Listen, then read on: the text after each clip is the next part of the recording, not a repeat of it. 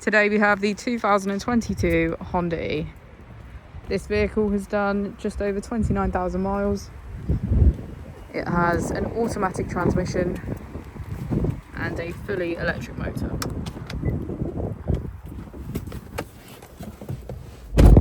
To the left of our steering wheel, we have voice control as a feature, as well as our automatic headlights.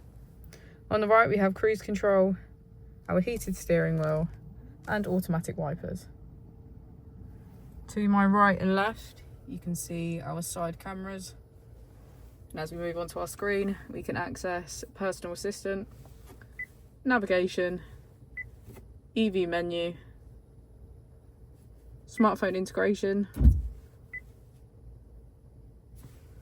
As we put the vehicle into reverse, we can see that it comes with a 360 degrees camera.